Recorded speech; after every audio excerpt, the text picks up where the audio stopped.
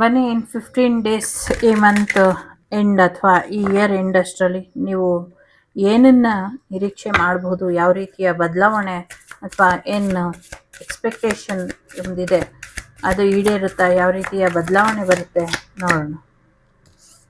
Okay, so give it time. ಸ್ವಲ್ಪ ಗಿಡಗಳನ್ನ ಬೆಳೆಸಿ ಅನ್ನುವಂಥದ್ದು ಇದೆ.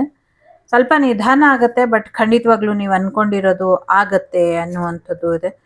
ದುಡ್ಡುಗಳನ್ನ ಸರಿಯಾದ ರೀತಿಯಲ್ಲಿ ಉಪಯೋಗಿಸಿ, ಕೆಟ್ಟ ಕೆಲಸಗಳಿಗೆ ದುಡ್ಡನ್ನು ಉಪಯೋಗಿಸ್ಬೇಡಿ ಅನ್ನುವಂಥದ್ದು ಇದೆ.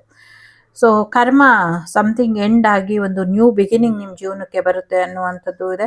ಏರಿಸ್, ಲಿಯೋ, ಸೆಜಿಟೇರಿಯಸ್ ಯಾರಿದ್ದೀರಾ, ನಿಮಗೆ ಈಗ ಒಂದು ಕಾರ್ಮಿಕ್ ಸೆಷನ್ ಎಂಡ್ ಆಗಿ ಇನ್ನೊಂದು ರೀತಿಯ ಬದಲಾವಣೆ, ನ್ಯೂ ಬಿಗಿನಿಂಗ್ ಬರುತ್ತೆ ಅನ್ನುವಂಥದ್ದು ಇದೆ.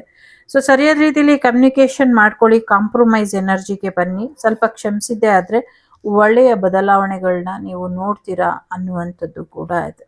ಸೊ ಪ್ರೆಗ್ನೆನ್ಸಿನ ಯಾರು ಎಕ್ಸ್ಪೆಕ್ಟ್ ಮಾಡ್ತಿದ್ದೀರಾ, ಪ್ರೆಗ್ನೆನ್ಸಿ ಕೂಡ ಬರುತ್ತೆ, ನಿಮ್ಮ ವೆಯ್ಟಿಂಗ್ ಟೈಮ್ ಮುಗೀತು ಅನ್ನುವಂಥದ್ದು ಕೂಡ ಇದೆ.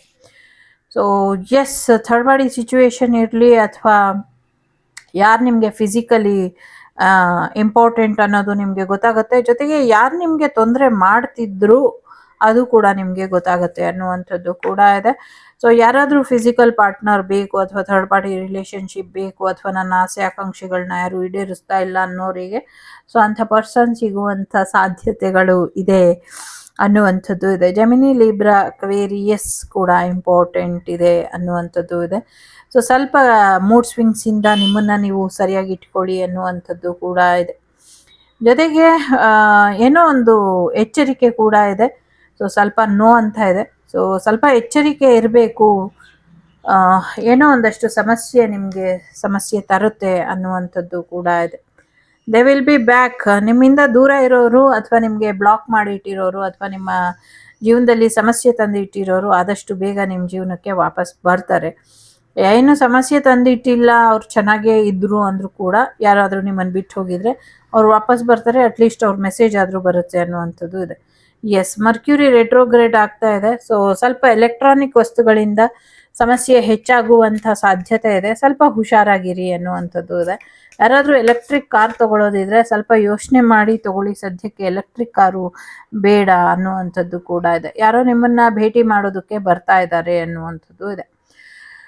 ತಾಳ್ಮೆ ಅನ್ನೋದು ಮುಖ್ಯ, ತಾಳ್ಮೆನೇ ಎಲ್ಲದಕ್ಕೂ ಅಸ್ತ್ರ. ಸೊ ತಾಳ್ಮೆಯಿಂದ ಇದ್ದವರಿಗೆ ಒಳ್ಳೇದಾಗೆ ಆಗತ್ತೆ ಅನ್ನುವಂಥದ್ದು ಇದೆ. ಪ್ರಾಣಿಗಳನ್ನ ಖರೀದಿ ಮಾಡ್ತೀರಾ ಅನ್ನುವಂಥದ್ದು ಇದೆ. ಪ್ರಾಣಿಗಳ ಜೊತೆ ಹೆಚ್ಚಿನ ಪ್ರೀತಿನ ಹಂಚ್ಕೊಳ್ಳಿ ಅನ್ನುವಂಥದ್ದು ಕೂಡ ಇದೆ. ನಿಮ್ಮ ಗಾರ್ಡಿಯನ್ ಏಂಜಲ್ಸ್ ನಿಮ್ಮನ್ನ ನೋಡ್ತಾನೆ ಇರ್ತಾರೆ, ಅವರು ನಿಮ್ಮನ್ನ ಪ್ರೀತಿ ಮಾಡಿದಷ್ಟು ಬೇರೆ ಯಾರು ಪ್ರೀತಿ ಮಾಡೋದಿಲ್ಲ ಅನ್ನುವಂಥದ್ದು ಇದೆ. ಸದ್ಯಕ್ಕೆ ನಿಮ್ಮ ಹಾರ್ಟಿನ ಆರೋಗ್ಯದ ಕಡೆ ಸ್ವಲ್ಪ ಹೆಚ್ಚಿನ ಗಮನನ ಕೊಡಿ.